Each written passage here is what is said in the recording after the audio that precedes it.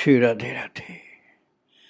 भक्तों, मनुष्य का जीवन जो होता है उसमें ज्ञान के प्रारंभ के लिए जिज्ञासा आवश्यक होती है।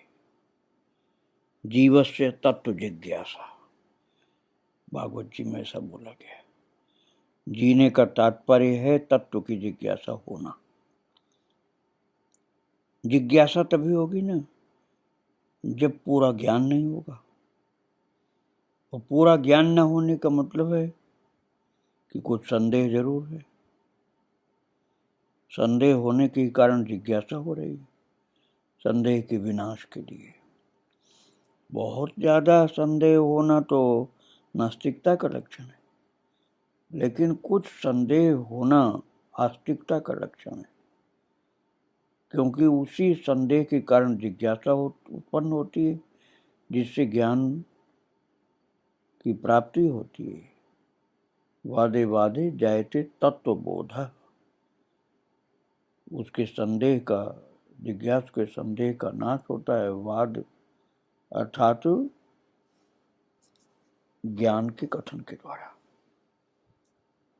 यदि वादो नावलंब्य, नारद भक्ति सूत्र में कहा गया है कि वाद का तात्पर्य, वाद का विवाद का अर्थ है कि वाद विवाद का अवलंबन नहीं लेना चाहिए।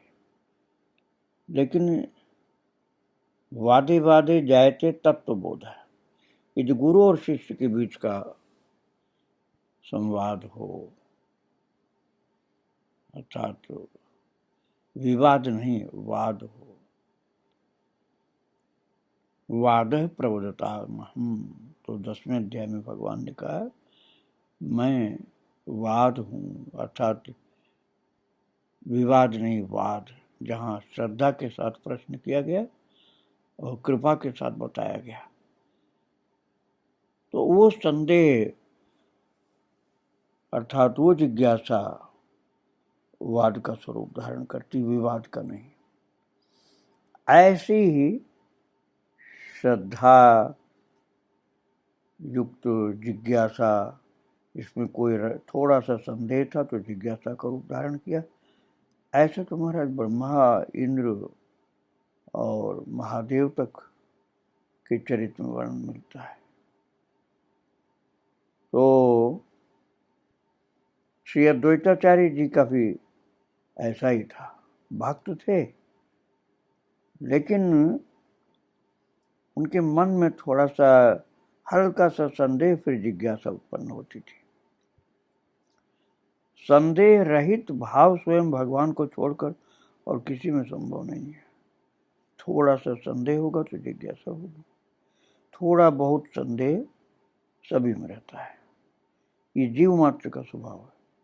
भगवान किसी भी रूप में जीव के सामने आवे, जीव शुरुआती विस्मय से निकलकर यही सोचता है, क्या ये वही है, क्या ये वही है, अर्थात वही भगवान है जिनकी आज तक हम चर्चा सुनते थे। क्या ऐसा सत्य है? तो ये जिज्ञासा है। और जिज्ञासा क्यों हुई? क्योंकि संदेह था हल्का सा। पूर्ण विश्वास तो जल्दी नहीं होता है। थोड़ा सा संदेह हुआ तो जिज्ञासा को रूप धारण कर लिया।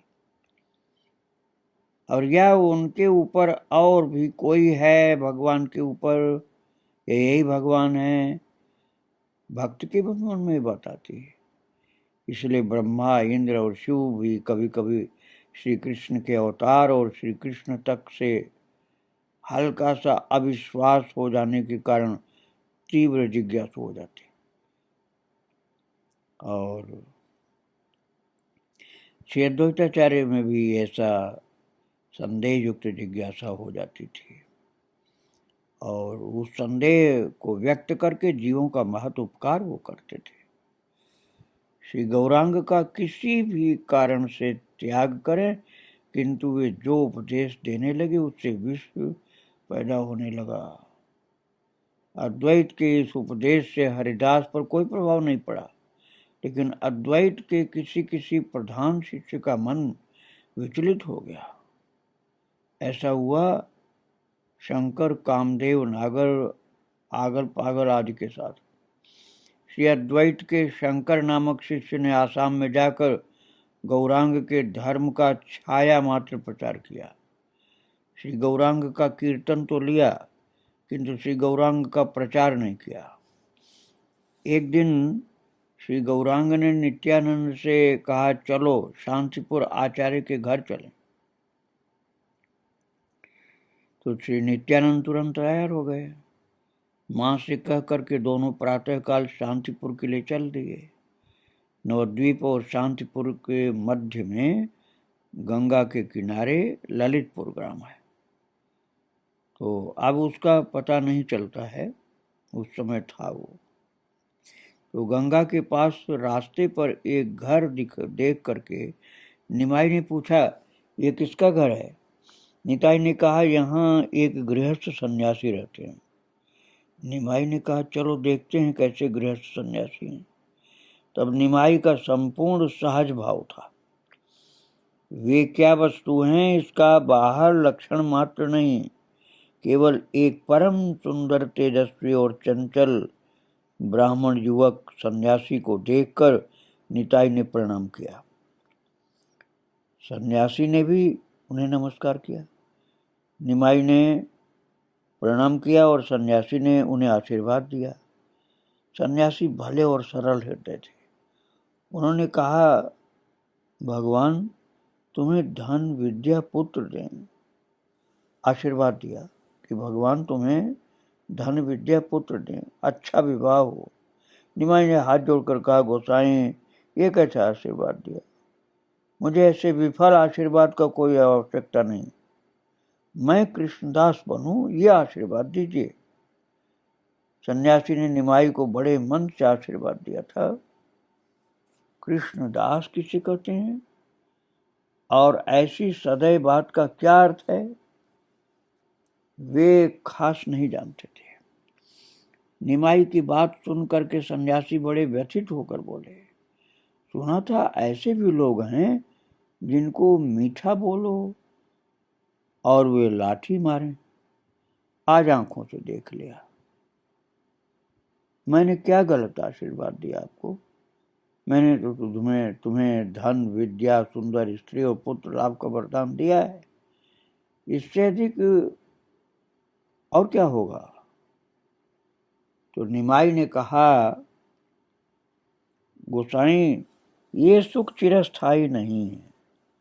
वृद्धावस्था है, मृत्यु है, फिर आपके आशीर्वाद से क्या लाभ?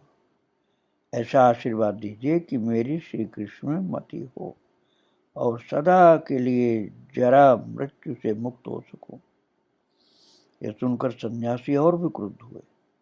बोली, ये आदमी तो अजीब है। मैं सन्यासी हूं, सारे भारतवर्ष में घूमा, शत शत तीर्थ देखे, आज ये शिशु मुझे धर्मोपदेश करने आ गया। नित्यानंद ने देखा कि बात बिगड़ने को है। बोले, गोसाई आप बालक की बात पर उग्र क्यों हो रहे हैं? मैं तो आपके दर्शन करते ही आपकी महिमा समझ गया। सन्यासी ने सोचा कि युवक निर्बोध है। साथ का ये सन्यासी उसे बहका कर ले जा रहा था।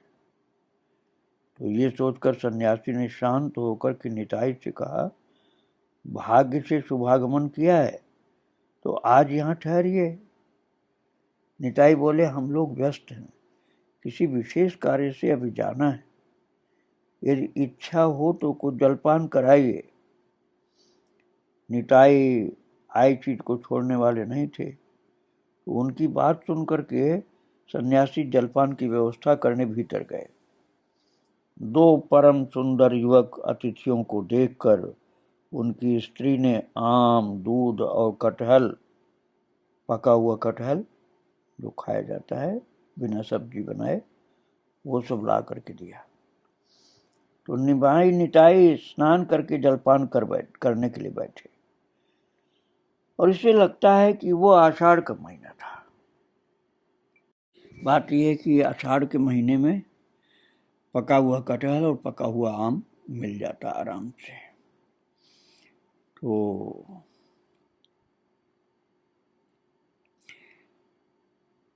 निमाई की जितनी भी लीलाओं का वर्णन मिलता है वो मोटे तौर पर 1-2 महीनों में हुई थी।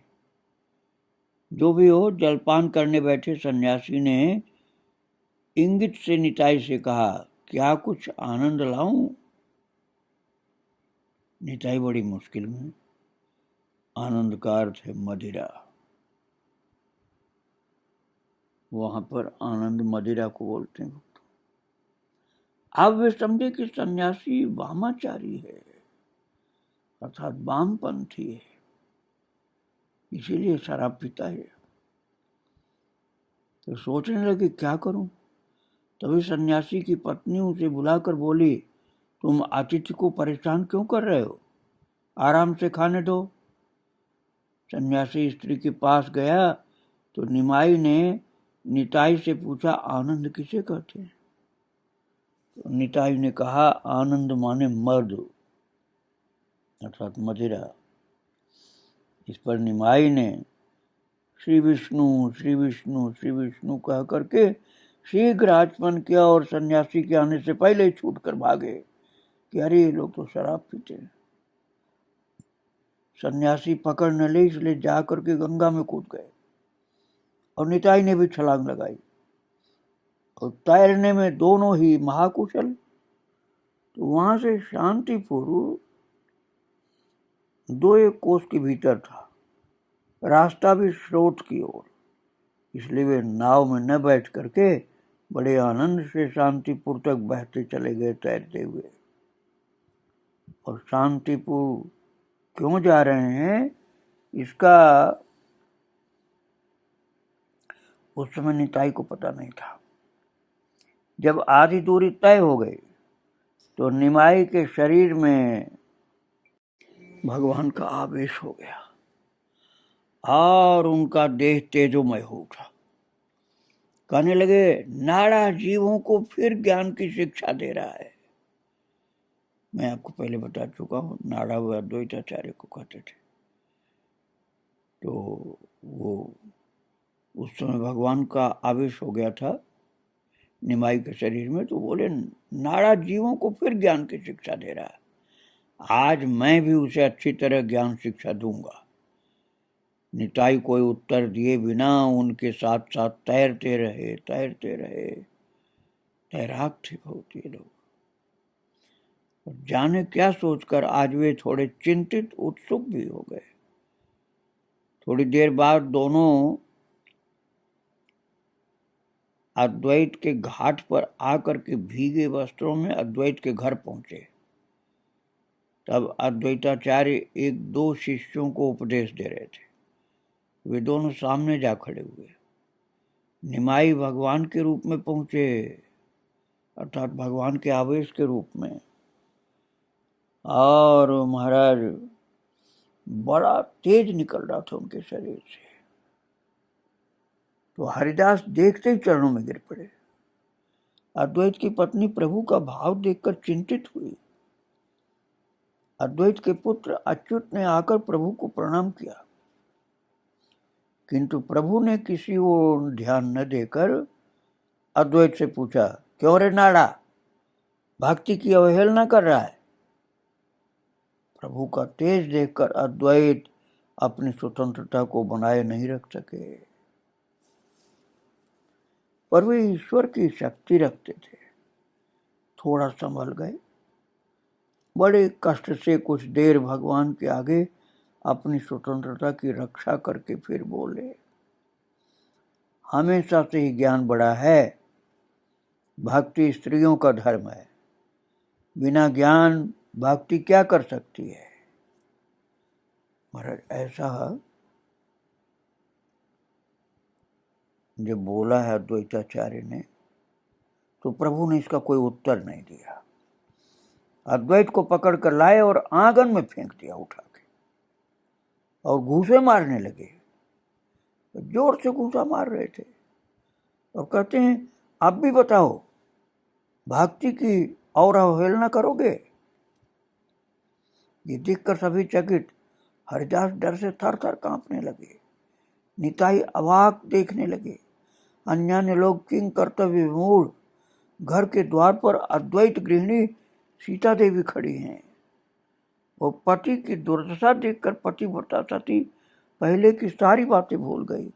पूरी तरह स्त्री स्वभाव से चीख करके कहने लगी, बूढ़े को मारो मत, बूढ़े को मारो मत। अरे बूढ़े ब्राह्मण को मत मारो, बूढ़े ब्राह्मण को क्यों मारते हो? महाराज अद्वैताचार्य की धर्मपत्नी सीता जो माता थी, वो घबरा करके बोल रही हैं चैतन्य महाप्रभु से कि बूढ़े का अपराध क्या है? अरे तुम लोग पकड़ो, बूढ़े को मार डाला। तुम सब खड़े खड़े तमाशा देख रहे हो, उधर बूढ़े के प्राण जा रहे हैं। अरे तुम बूढ़े को क्यों मार रहे हो? जो मर गया तो क्या तुम्हारे मन में भय नहीं है? ये कैसी अराजकता? सोचते हो मारकर बच जाओगे? कभी नहीं, कभी नहीं बचोगे। महाराज सीता देवी व्यग्र होकर सारा तत्व भूलकर प्रलाप कर रही हैं। भूल गए कि ये भगवान है। बस उनको अपना पतिव्रत धर्म याद रहा कि पति की रक्षा करनी।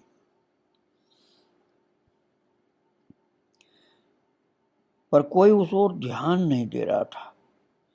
वो चिल्ला रही थी, बूढ़े को बचाओ, बूढ़े को मत मारो, लेकिन उनकी बात पर ज्यादा कोई ध्यान नहीं दे रहा था, क्योंकि सबको चैतन्य महाप्रभु के प्रति बड़ी भारी श्रद्धा और भक्ति थी। सब एकदम स्तंभित खड़े हैं। वे निमाई का भाव देखकर जितने अवाक हैं, उतने आश्चर्यचकित हैं कि अद्वैत का भाव देखकर कि श्री अद्वैत क्या कर रहे हैं। वे पहले चुप पड़े हैं, चूं तक नहीं किया, बल्कि लगा कि मुक्के खा करके बड़ा आराम उनको मिल रहा। क्रमशः मानो मुक्कों की शक्ति से उनके आनंद की तरंगें उठने लगी और वे भाव विभोर और निढाल हो गए। लगा जैसे प्रत्येक आघात के साथ साथ आनंद के झोंके उनके भीतर प्रवेश करने लगे। मानो प्रत्येक आघात पर वे पहले से अधिक आनंद पाकर और अधिक चंचल हो रहे हैं। जब और आनंद में न रह सके तो निमाई का हाथ छुड़ाकर उठ गए। तब निमाई उन्हें छोड़कर मानो क्लांत होकर पट्टे पर बैठ गए, अर्थात चौकी पर बैठ गए। श्री अद्वैत खड़े हो गए। लगा आनंद में खड़े नहीं रह पा रहे हैं। अंत में थोड़े संभल करके आंगन में द्रुत गति से नाचते घूमने लगे। जिनको मार पड़ी वही घूम रहे, नाच रहे हैं। ये भी एक आश्चर्य की घटना है भक्तों। खूब मुक्के मारा है चैतन्य महाप्रभु ने, और जितने मुक्के पड़े उतने वो हंसते रहे और आनंदित होकर नाचते रहे। अब मुंह से बात निकली, तब क्या किया? ताली बजाकर नृत्य करने लगे अद्वैताचार्य और कहने लगे, त्रिलोक के लोगों देखो, मेरे प्रभु की दया देखो। मैं प्रभु को छोड़ आया, किंतु प्रभु ने मुझे नहीं छोड़ा। मेरे घर आकर जबरदस्ती कृपा की। प्रभु का प्रहार कैसा शीतल है, मेरे त्रिताप दूर हो गए। प्रभु के श्रीकर कमल कैसे मधुमय हैं। श्रीकरों का प्रसाद मुझे आनंद में एकदम उन्मत्त कर रहा है। प्रभु मैं तुम्हें और क्या दूंगा, लो तुम्हें प्रणाम करता हूं। यह कह करके अद्वैताचार्य जी प्रभु के चरणों में लुंठित हो गए। चरण उठा करके मस्तक से लगा लिया। दर्शकों ने देखा कि श्री कर प्रसाद पाकर अद्वैत की पूरी आकृति प्रकृति बदल गई। अब सीता माता को कितना आश्चर्य हो रहा होगा कि ये मार खाए और इतना आनंदित हो रहे हैं। जब उन पर प्रहार हो रहा था तो वे लोग देख रहे थे, मानो प्रभु प्रत्येक आघात से अद्वैत के शरीर में सुधा प्रवेश करा रहे हैं। और जब अद्वैत उठ करके नाचने लगे तो उन सबका हृदय द्रवित हो गया। जब अद्वैत अपने प्रभु का सुयश वर्णन करने लगे तो सब आनंद विभोर होकर के आंसू गिराने लगे, अर्थात तो रोने लगे सब प्रेम विभोर अवस्था में। जब अद्वैत प्रभु के चरण तले पड़े तो भगवान छिप गए। उन्हें अपने पैरों में पड़े देख करके निमाई श्री विष्णु कहकर अपनी जीभ दांत से दबा करके बोले, गोसाई क्या कर रहे हैं, मुझे इस तरह दुख क्यों दे रहे हैं। ये कह करके पुनः अद्वैत को प्रणाम किया उन्होंने, क्योंकि अब महाप्रभु के अंदर से ऐश्वर्य जो था वो जा चुका था, अप्रकट हो गया। अब चैतन्य महाप्रभु उस समय बिल्कुल अपने को निमाई पंडित देखने लगे, इसलिए वो कहने लगे कि आप ये क्यों कर रहे हैं, पाप क्यों चढ़ा रहे हैं, और प्रणाम करने लगे अद्वैताचार्य को। और नींद से जगे आदमी की तरह बोले, गोसाई मैंने कोई चपलता तो नहीं की। अब उनको ये पता नहीं कि उन्होंने खूब घूंसा मारा है, खूब मुक्का मारा है, ये उनको याद ही नहीं, क्योंकि भगवत आवेश में किया था ये सब। जब महाप्रभु ने पूछा अद्वैताचार्य से, गोसाई मैंने कोई चपलता तो नहीं की, फिर हाथ जोड़कर बोले, मैं तुम्हारी शिशु संतान हूँ, जैसे अच्युत वैसे ही मैं, तुम्हें सदा मेरी देखभाल करनी होगी। यह सुनकर के अद्वैत, हरिदास और निताई एक दूसरे की ओर देख करके थोड़े हंसे। तो अद्वैताचार्य बोले, ऐसी कोई ज्यादा चंचलता नहीं दिखाई, बस थोड़ी सी दिखाई थी, हल्की सी, पर दिन चढ़ गया है, 2 कौर तो मुख में रखने होंगे, चलो फिर स्नान को चलें, सारे शरीर में कीचड़ लगी है। और निमाई ने भीगे कपड़ों से आंगन में अद्वैत के साथ लिपटा लिपटी की है, तो अंग से कीचड़ लग गई। बोले, चलिए स्नान करते हैं। महाराज सीता ठाकुरानी द्वार पर खड़ी थी, उन्हें देख करके बोले चैतन्य महाप्रभु की, माँ कहाँ है, शीघ्र कृष्ण को भोग लगाओ, बड़ी भूख लगी। भूख लगने की बात, 2 कोस तैरना। महाराज 2 कोस गंगा में तैर के आए थे, 2 कोस मतलब 6 किलोमीटर तैरे थे गंगा में। फिर आंगन में धींगा मस्ती, इतना उछल कूद, इतना घूसा मारना, कुश्ती होना, तो भूख नहीं लगेगी तो और क्या होगा। और माँ तब तक सब भूल गई कि इन्होंने बहुत मारा है उनके पति को, ये भूल गई माता। अब उसके अंदर वात्सल्य जागृत हुआ। बड़े आनंद से नाना प्रकार के भोजन बनाया। उधर प्रभु और नित्यानंद, अद्वैत और हरिदास स्नान को निकले। वहां फिर जल क्रीड़ा करके सभी लौट कर आए। निमाई सीधे ठाकुर कक्ष में अर्थात भगवान के मंदिर में गए और भगवान को प्रणाम करके साष्टांग, फिर इसके बाद जब खड़े हुए तो अद्वैताचार्य जी निमाई के चरणों में पड़ गए, और ये देख करके हरिदास अद्वैत के पैरों में गिर गए। तब जो शोभा हुई उसका वर्णन कर रहे हैं वृंदावन दास। वो कहते हैं, मानो धर्म का एक सेतु बन गया।